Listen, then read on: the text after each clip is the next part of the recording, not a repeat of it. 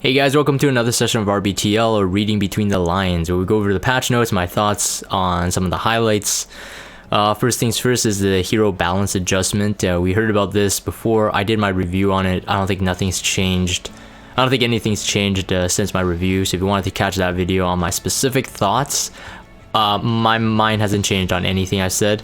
Yeah, we got some really good ones. I'm excited for Kisei, excited for Robbie. In fact, I'm building my Robbie, or sort of built. Ken, super solid, but I don't know if that means I'm gonna, dust him off. I said Kisei, yeah, and then ML Araminta, gonna be good, but I don't think it's gonna change much. If you're gonna use her, if you already used her, you will still use her. If you haven't used her and you want to try to use her, I mean, you can try, but I don't think her change is that big. General Purgus is super solid as well. It's just like something you wouldn't expect. Celeste, also very nice. Might have to look into her. I'm playing a lot more cleave comps, and I definitely need more speed imprints, or heroes that can offer speed imprints but offer variety of ways to use it. So for her, she has CR pushback. She can CR boost like someone like C-Dom and stuff like that. So it's like kind of cool.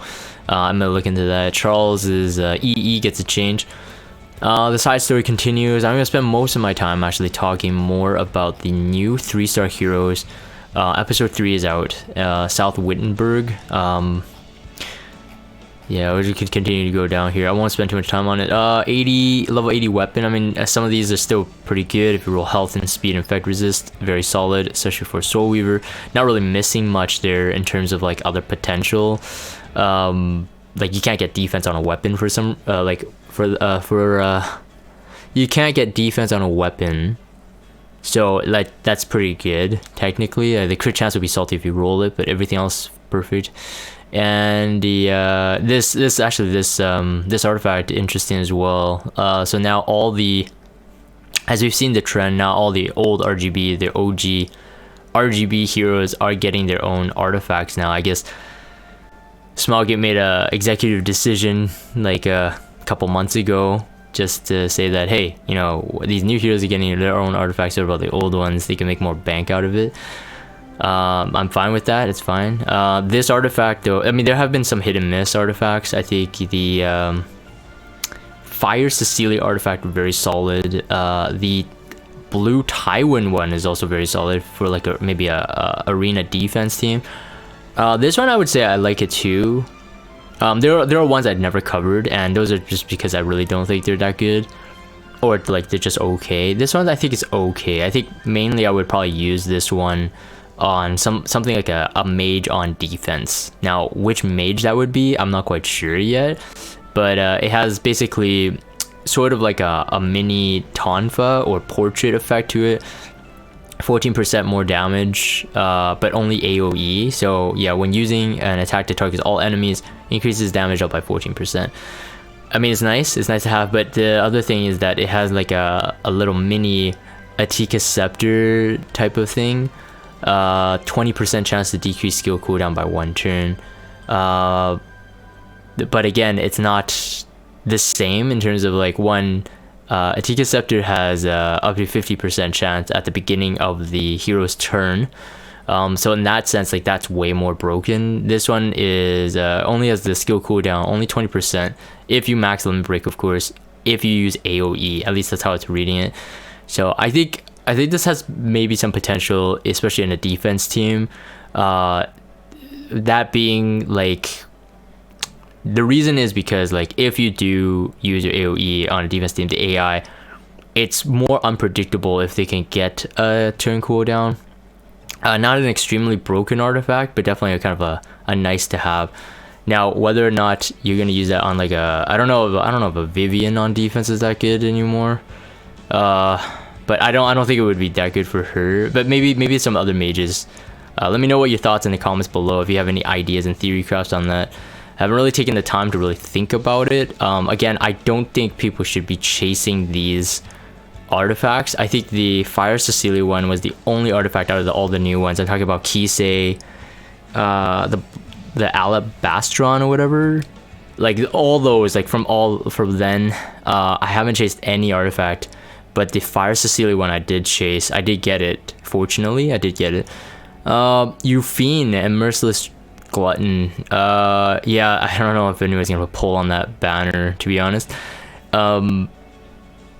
Yufine is still good. I mean, if you need a really strong nuker, I think she's still good. I think she's just she's not bruiser enough to survive some of the fights that that she might really benefit from. So I don't know, maybe they need to relook at her. I'm not quite sure if anybody uses Yufine in anything anymore. Like Guild War offense, arena offense, defense, RTA, draft, I don't know. Yeah, anyways, an Abyss Floor 110. So this came a bit earlier than I expected, to be honest. Within all the preview of episode 3 and the new year. We did this about a month back. We kind of talked about all the new things coming. Abyss Floor 110, I'm surprised it's already here. So that means more content, or at least more stuff to get. Now I want to spend most of my time, especially on this video, on the 3-star heroes. I'm actually very amazed by how some of these read. Now I think the only drawback with their skill set is that because they're 3-star, so that means they lack stats. With all the new 3-stars that came out last season, which is like Eaton, Batiste, Ainz, Lena and stuff, like they're all usable. They're all really good. I know people use like Batiste in like Wyvern 13. People use Eaton in any PvP, sort of like AI PvP team. I use Eaton all the time. But all of them suffered. Oh yeah, Hatan was a thing too, eh? Yeah, that's true. I forgot about him. But like Eaton had the passive in order to like excel him over a 5-star knight, and then like the HP passive like he gets, and then he just offered so much. So my only worry about these heroes is that, but a lot of them seem to be actually okay in terms of like the kit. So I think honestly it's a gear check. That'd be one thing. Probably a lot of flat stats will benefit because they're 3-star heroes. So if you're building these characters in mind, I would probably think about that. So Godmother, that's kind of interesting. I actually didn't know she was a grandma like character until I saw the name Godmother. Then I'm like looking, I'm like, I thought it was a silver haired dude. Like it reminds me of the what's his name? Quicksilver in X-Men, at least in the movies. Quicksilver. It reminded me of him because the same goggles and the silver hair. Feels bad, man. Sorry, Godmother. Shoots enemy with a pistol, 35% chance to target him for 2 turns. If you soul burn it, only 10 souls, 100% chance, but does not ignore resistance. So just keep that in mind. It's just a proc rate. 75% chance. AOE. No, it's a single target to S2. 75% chance to decrease hit chance and attack for 1 turn. Not super strong there. And then the last one is granting all allies increased speed and effectiveness for 2 turns. Her, I would say that she's probably the weakest out of the ones I read. I was like, oh yeah, okay, that's a 3-star. Ian's a Ranger, Virgo, Ice. Oh yeah, sorry, this one is a Ranger, Gemini. A lot of Rangers in this one. I think it's just because they have guns. The other thing is that imprint, release, and concentration, I think would be important. Knowing that they're 3-star, most likely not percent based. But regardless, those are important as well, because we want to see like, how crazy do they get. But again, they're 3-stars, so just keep that in mind. 50% chance to dispel a buff from an enemy, very solid. That's the S1 there. Supports all allies with the enhancement cube, granting attack for 2 turns, grants an extra turn to the caster. So AoE attack buff for 2 turns, already very solid, but then grants an extra turn. So then what does he do on the S3, you may ask? Attacks all enemies with a powerful explosive, 75% chance to dispel 1 buff, before 75% chance to decrease hit chance for 2 turn, and then grants caster skill null for 1 turn. So that's very, very solid. Soul Burn increases damage dealt, depending how you build him. I think that he might be a decent support hero, so you probably don't want to build him with too much damage. Just the fact that he can dispel and then grant a hit chance before, so you dispel first so you can dispel the immunity, and then you can remove the hit chance for 2 turns, and then he grants a skill nullifier so that he survives. I think that's very solid. It's very solid. Grant attack buff for 2 turns. So it's like a really good roll compression. Like, so for a specific fight, if what you need is someone to attack buff and then someone to strip, he could do that in one go and literally one turn. So the only thing is that the dispel chance is low. I don't know if 75% on this kind of format, I don't know if 75% means it's max moled. In my experience, the way they so Smaugate has been sometimes inconsistent in terms of how they lay out information. This one is a bit inconsistent. I guess maybe they want to keep it a surprise for us to find out. So how much more despo chance can we get? 85? Can we get 100? I don't think about 100. I don't think it's 100. If it's 100, he's very good. He's very good. Ranger as a support role have a lot of really good artifacts. They can use Infinity Basket, Rosa. They can use Sasha Thanes for the CR boost if you could get the kill. A lot of really good stuff on a Ranger. Then also the fact that if he doesn't do damage, you can put Midnight Bloom on if you're lacking crit. So a lot of versatility in this character already. I can see. It is a Virgo. So Virgo, I believe that is Fire Litica. It's Fire Litica's stats. So pretty good speed, if I remember correctly. Actually, hold on, wait. I have the Hero Journal open actually on my screen on the. Yeah, it's Virgo. Oh yeah, so pretty good base stats. So basically Fire Litica stats with 6% reduction on speed, I believe. So 124 speed on Litica. So he should be, yeah, about 6% reduction if I remember correctly. The difference between a 3-star and a 5-star.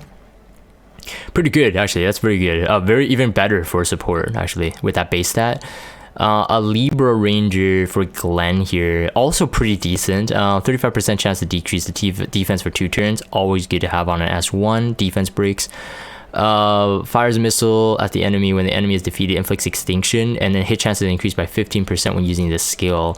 So you already know what I'm thinking. You already know what I'm thinking. If you put him on an Oath Key, he might be a really good Remnant Violet killer, assuming you can strip his evasion buff.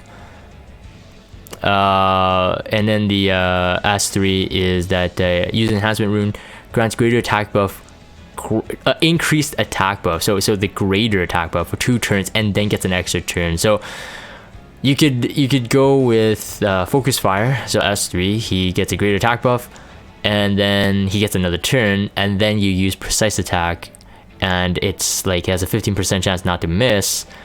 And it grants extinction, and Soul Burn is increased damage dealt. So I mean, like, no matter what, like, that's very solid in terms of like a very usable hero. And then on off turns, he can do defense breaks to maybe set up another kill. Again, we don't know the skill cooldowns for these skills specifically. We don't know the damage mods. Like I said, the format that Smaugate releases, sometimes it's like, this is like maybe like a bit more secret for now, but there will be showcases of like from other content creators and using these, and I think they have potential. They have really good potential in what we're facing right now, especially if a player is lacking, let's say, like some 5-star, maybe even 4-star equivalents to deal with certain heroes in the meta. These 3 stars will definitely add to that roster, being free to skill enhance, because they're 3 stars. So it's fantastic. I love it. Pisces Soulweaver for Sonya here. The first one is granting barrier to the lowest health ally except herself. It's everything is according to her max health. So it's good and bad. The bad part is that she's a 3-star. So like I said, it doesn't matter if she's a Cancer Soulweaver, Pisces Soulweaver. It doesn't matter. They're always gonna be lacking stats. So it'll be a bit tough, I think. After awakening for this S2 recovery, so recovers target's health and then dispels 2 debuffs, and then again amount proportional to the caster's max health. If you soul burn as 20 souls, it does it for all allies. So it's only 2 debuffs, so it's not as crazy as someone like a Destina cleanse, someone like a Fire Akate's cleanse, something like that. But I mean, it's not bad. Again, it's not bad.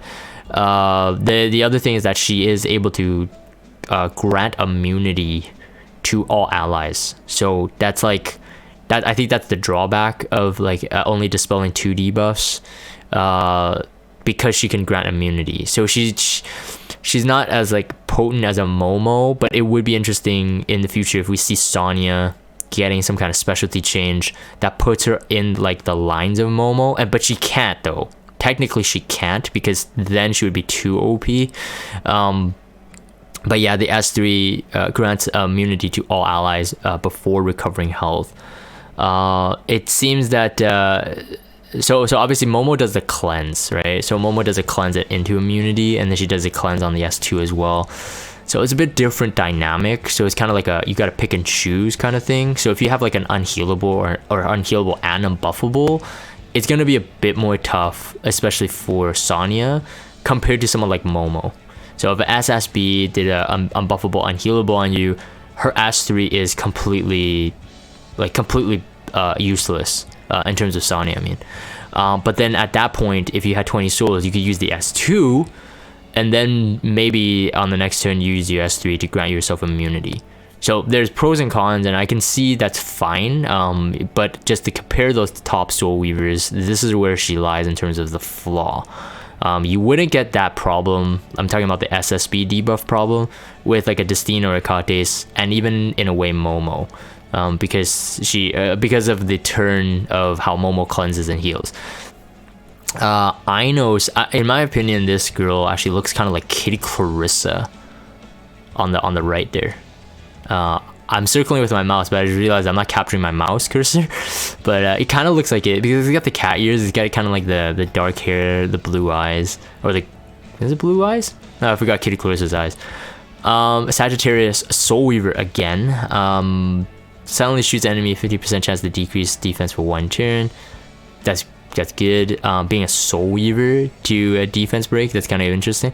And then it's a passive on the S2, maneuver support. At the end of the turn, increases combat readiness of all ally except for the caster with the highest attack by 15%, and dispels 1 debuff from an ally. So that's pretty cool, right? So at the end of the turn, and I'm assuming it's written as it's her turn, because if it's everyone else's turn, then that's very OP. I'm assuming it's her own turn. So at the end of the turn, increases combat readiness of the ally except for the caster of the highest attack by 15%, and then dispels 1 debuff from an ally. I think the debuff there might sound like it says there dispels 1 debuff from any ally. So random debuff removal, but always increases the CR of the highest attack by 15% at the end of the turn. I think it's her turn, but if it isn't, then that's even more broken. But that's very nice, because you can kind of couple that with, like, if you're playing with like a Soulweaver strictly to push your attacker to have more turns, maybe on an idle cheer or something like that. But anyways, throws a firepower cube at all enemies before healing all allies, granting increased attack and speed for 2 turns. Oh, sorry, attack buff and speed. So every time I say increased attack, I always think greater. But yes, attack buff and speed for 2 turns, and heals all allies. So it does what Singelica does. So very, very interesting, very powerful. Again, being a 3-star Sagittarius Soulweaver. Not really familiar with that. I don't know if that's really fast. What is hold on, wait. I'm gonna do a check again. What is Singelica's star sign? It's not Sagittarius, is it? Because if it is, then it's pretty fast as well. Hold on, let me search element. This is easier. Doing this on a video. No, she's Taurus. No, so I'm not quite sure what Sagittarius Soulweaver is. For some reason I can't think of one. Anyways, whether or not, I mean, she might need to be fast, depending on her kit. Like, based on her kit, it seems that she wants to be kind of like a fast supporter, maybe fast and tanky, and that's it. If she's gonna be an attack and speed buffer, she probably has to go first. And then just the very fact that the S2, if it is the end of her turn, being able to turn cycle quick herself won't be a bad thing to have. And then she can also decrease defense, so she can defense break. So very solid support. So like I said, like all these 3 stars, I think only Godmother I'm kind of like meh. Like she feels like a Hatan to me. And then I know there may be Hatan lovers watching the video and like, hey Jagan man, Hatan's awesome. I'm not really convinced. I think Hatan was like okay, but it is like definitely 3-star. Every single other one though, I'm actually quite excited about, especially knowing that they're RGB heroes. So maybe like 5 years down the line, I'm kind of joking by the way, maybe 5 years down the line they get a specialty change, so that's kind of cool. The Bottle of Knowledge is the last thing I want to review here. It's not that great. If you're missing a Tika Scepter, but you won't be really using that for PvP, Creation and Destruction, 2 RNG. They need to look into rebalancing this one. Very RNG. If it grants some other effect that might have some more use, that might be good. Bloodstone, pretty decent now. A lot of people are using it, especially on SSB. Noble Oath, even after getting a buff, still not super good. Toggle's Ancient Book, probably the biggest one here. Oh man, I need a lot of books too. Yeah, Toggle's Ancient Book, very solid. I mean, being a 4-star, that's probably the most.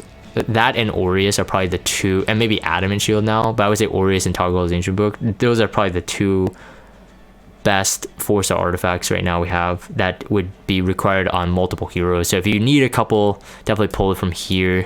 I might wait for like a Mystic rotation with that before I get mine. I am definitely gonna buy the Bottle of Knowledge. I do that every season that they refresh. And that's pretty much it. That's all I wanted to talk about. Everything else is changes to packs and stuff. Yeah. So anyways, tonight I will be doing my thoughts on ML Luluka. I was kind of surprised. I'm like, wow. Like, they're not even finished all the MLs of episode 1. So Ludwig, Sigret, and they're already releasing episode 2 ML. So they're definitely throwing like a wrench in people's speculation patterns. I'm okay with that, but it's just more of surprising. And then we'll talk about Ervelyn as well. Anyways, I'm gonna end this for the video recording. If you guys have Discord, check out the Discord server. Follow me on Twitter, subscribe to YouTube if you haven't. As always, thank you guys for watching, and I will see you guys next time.